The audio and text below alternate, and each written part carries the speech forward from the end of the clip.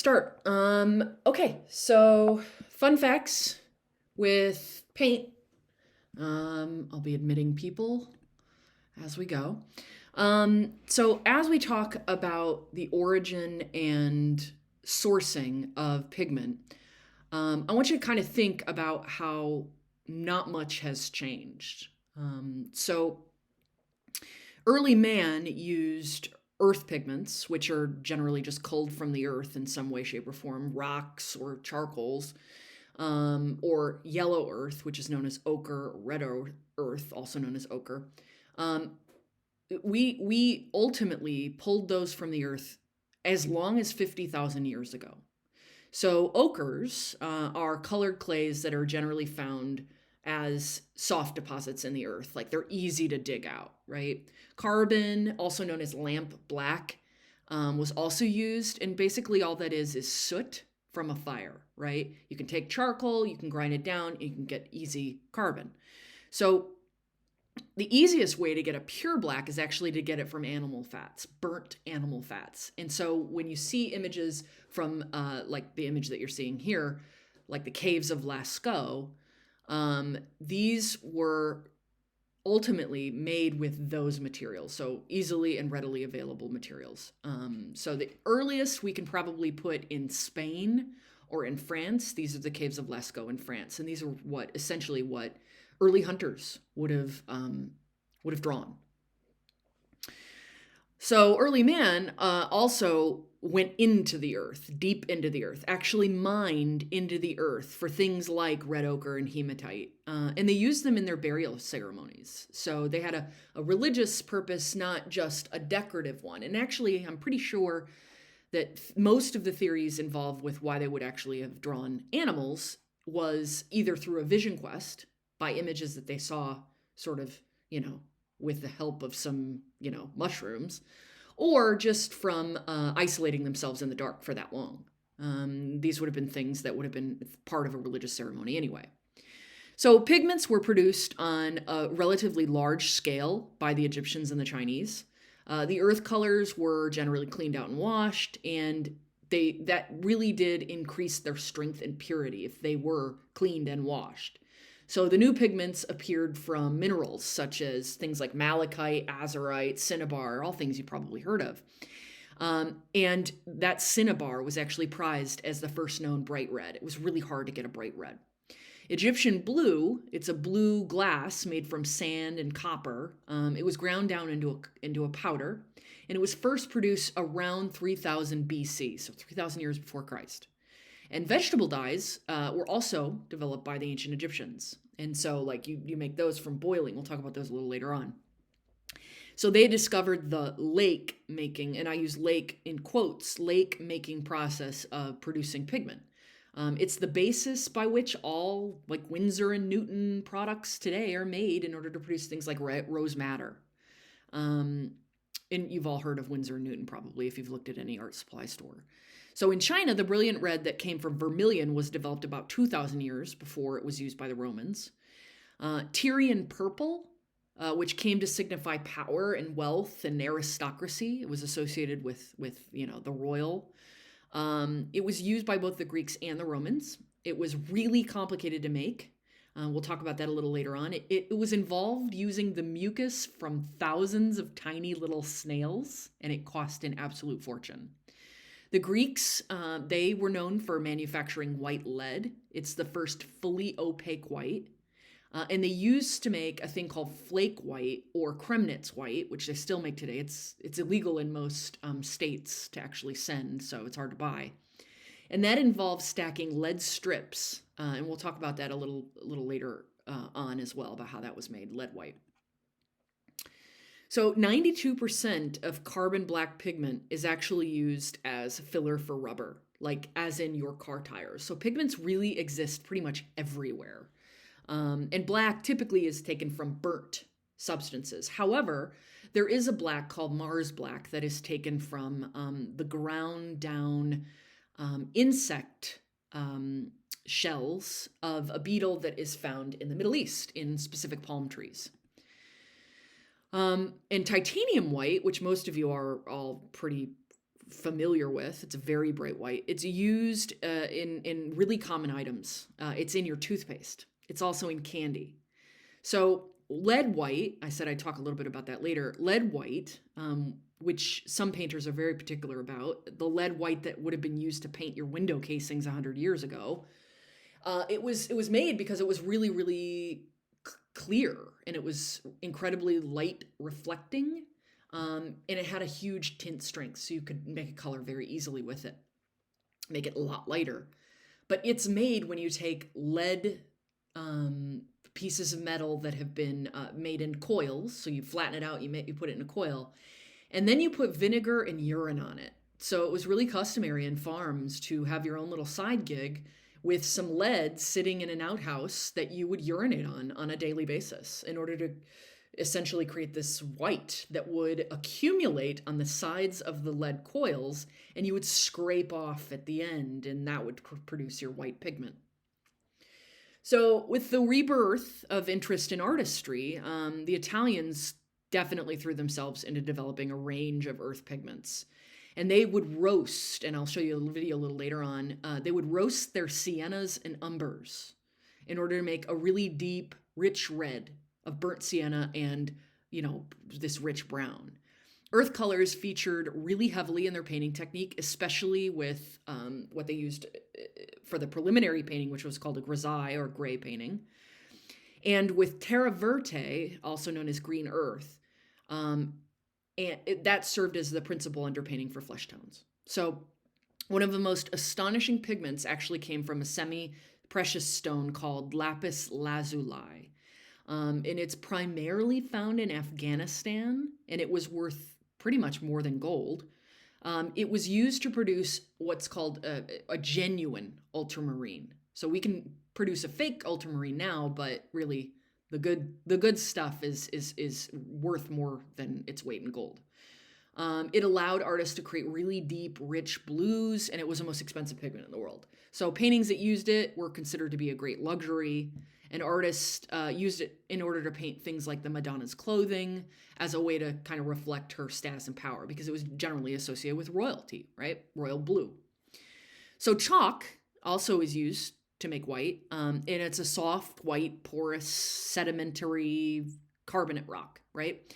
It's a form of limestone, and it's composed of the minerals calcite, and it's formed really deep under the sea by the compression of microscopic plankton, and has settled to the sea floor and is calcified.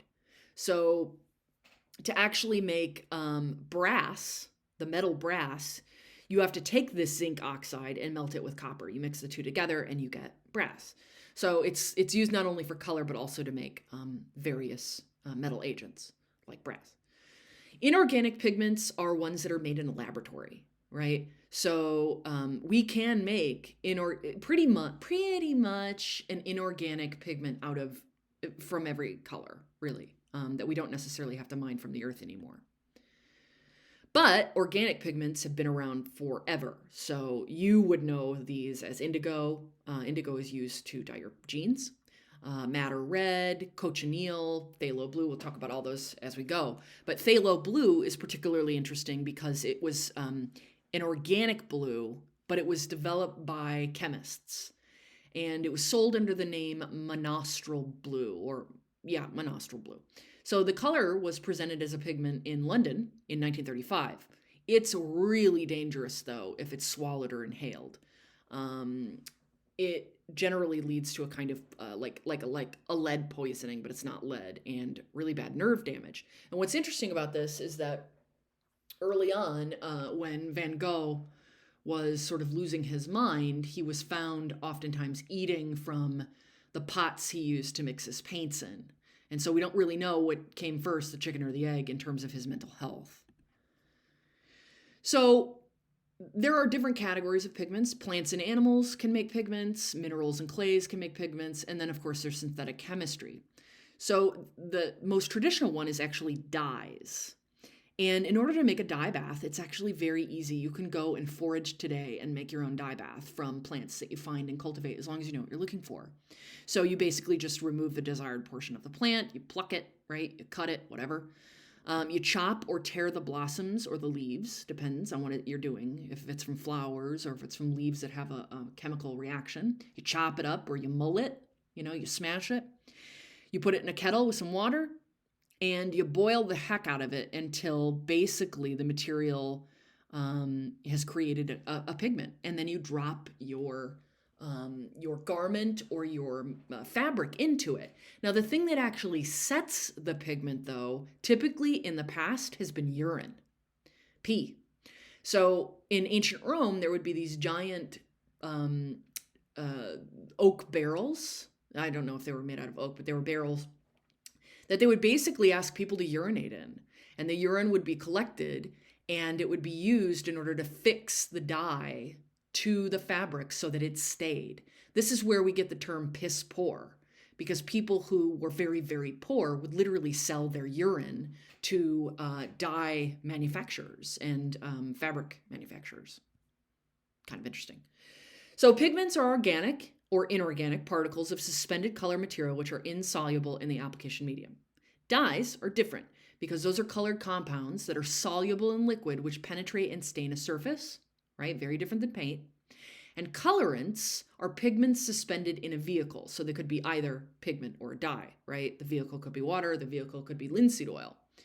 A resin or a binder is a glue which holds the pigment particles together and provides the film integrity and adhesion. So if I'm making acrylic paint, it's an acrylic resin which is actually taken from the earth. It's taken from like what is it known as? Any acrylic paint is essentially a plastic. And that plastic is derived from the oil that is mined from the earth, like the kind of oil that runs your car. So everything that's made out of plastic is actually made out of that oil. It is what's called a petroleum distillate. Now, if I'm making acrylic, that's the binder, is that oil or that plastic. Resins are generally taken from the natural world. They're taken from things like bark, like pine trees produce a resin. And I can mix that sap in with a paint, but I have to heat it up and get it to move. So typically we use something that's wet, like oil or this acrylic. So cinnabar, that red that I talked about, the original red, was actually mined in China, and it was considered to be the original Chinese red pigment. So vermilion was actually used in Pompeii. It's a precious stone, essentially, and it symbolized wealth and prestige. So it's why we still use things like red on Hollywood carpets. Madder root was actually used for dyeing, though. And it was generally coveted by the wealthy class. So what do I have here? Venice controlled the bulk of the imports from the East, which included kermes, giving the dyers of Venice a monopoly in producing the much desired red cloth. But today, we still use something that's been used for hundreds and hundreds of years. The Spanish conquistadors not only came over to South America to pillage all the gold, but they also came to get cochineal, because cochineal is essentially an insect, and it's an insect that's found on cacti. And so these insects are picked and they're crushed down. The wild cochineal insect is actually a third the size of a ladybug, and it takes 70,000 insects needed in order to make 1 pound of dye. So we still use this cochineal, this red that's taken from these bugs, and use it in food and cosmetics. I believe it's in Doritos, and it's in every single blush and almost every single lipstick you would ever find. So not vegetarian or vegan friendly. So blue jeans are kind of interesting because indigo is used, and indigo is a plant. Indigo, I believe it was actually discovered in Japan. But it became really sort of pervasive in all throughout Europe and the world. So the word jean actually comes from the Italian word Genoese, which means from Genoa. And this is the same city where Levi Strauss would actually source the original canvas he used in his blue jean invention. So I talked a little bit about lapis lazuli, the natural ultramarine. So the best is mined from the Hindu Kush mountains of Afghanistan. So lapis lazuli is actually believed to be, again, the most expensive pigment ever created. But blue was the most expensive pigment for painters. So because of that, it was always associated with beauty, perfection, and glory. And I think, honestly, in terms of if we're talking about what came first, the chicken or the egg, I think that because of the wealth needed in order to procure this blue, that's why we associate the color blue with beauty, perfection, and glory. I don't think it was the other way around. So cobalt blue is a little bit different than ultramarine or Prussian blue. So the word cobalt originates from the German word cobalt with a K. It actually means goblin, because goblins in German were presumed to be blue. So the Mayans and the ancient Egyptians actually created a synthetic color fast blue. There was the Mayan blue, which is really intensely beautiful, and Egyptian blue, which is more like what you're seeing here underneath this muller. That's called a muller. Color fast. So you see the first affordable source of this brilliant blue. Color fast is a term that we'll use, and that means that the dye and the colors will never be fading or washing out due to sun. So we refer to certain paints as color fast because paintings oftentimes go up on a wall and oftentimes washed with light all day long. So phthalo blue is actually synthetic, right? It's made in a laboratory. It is intensely pigmented, though. A little tiny little bit of phthalo blue will go crazy on your palette. So if you ever use it, be careful with it. Malachite, though, a really beautiful green, was used actually by ancient Egyptian women for eyeshadow. And it was used until the 18th century, until it became a little rarer and harder and more difficult to find. So green earth is also known as terra verte. That's literally what it translates to in Italian. It was used before you actually made the flesh color of your subject. So the whole underneath would have been this sort of green color. The color green is generally considered to be the most restful to the human eye. It's a dominant color in nature, and it makes you think of growth, obviously, right? You think of forests, and you see the incredible variety and shades of green.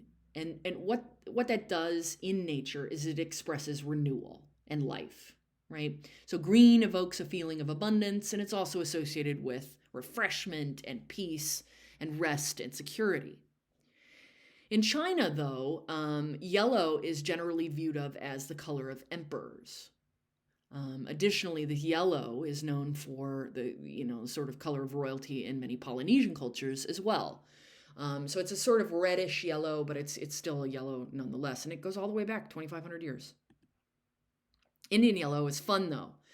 Indian yellow initially was traded by the Dutch, and it is made from the distilled or dried urine of cows only fed mango leaves. They don't make this anymore, obviously, because the cow is considered to be sacred, and it was actually killing the cows to only feed them mango leaves. They were not resplendent in vitamins, let's say. So the cows would get really emaciated, and it really hurt these cows. And the cows are holy in India. So they stopped that in the early 20th century. But yellow is generally associated with things like intelligence, optimism, and memory. And then, of course, there's the least glamorous of pigments, which is black, right? Or umber and sienna. Can be very dark. It can be kind of burnt until it reaches a black. But still today, many paint colors, like the paint goes up on your wall, believe it or not, have trace amounts of umber pigment along with black in order to either make it cool or warm.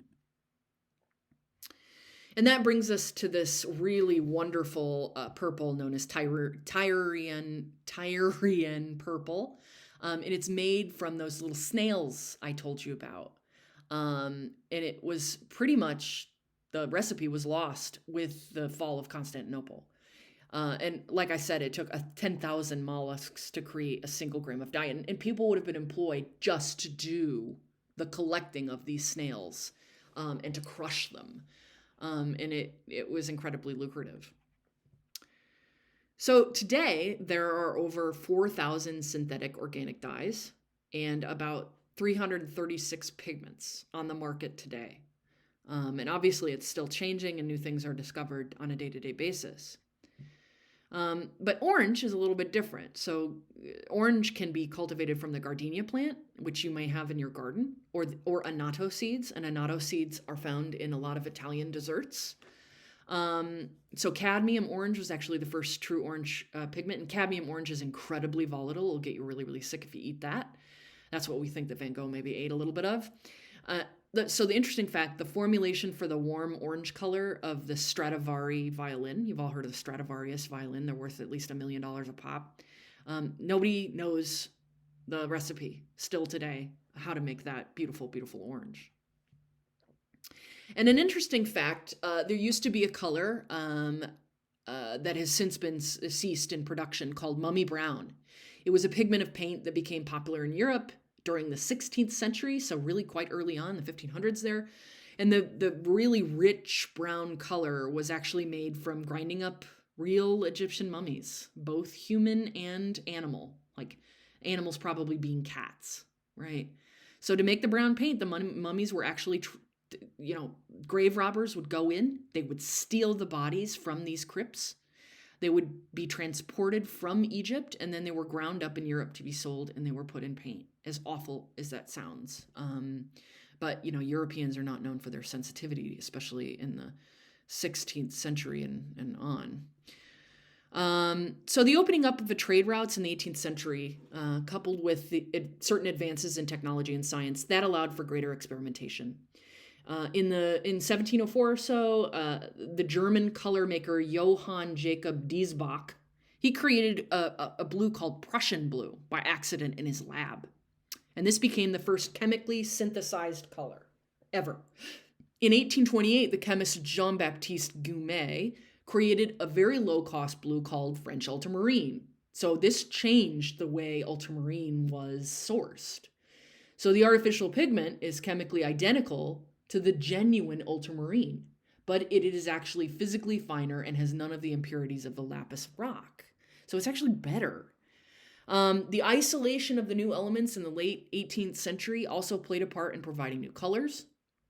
The discovery of things like a large chrome deposit in North America in 1820 actually eased the manufacture of chrome yellow.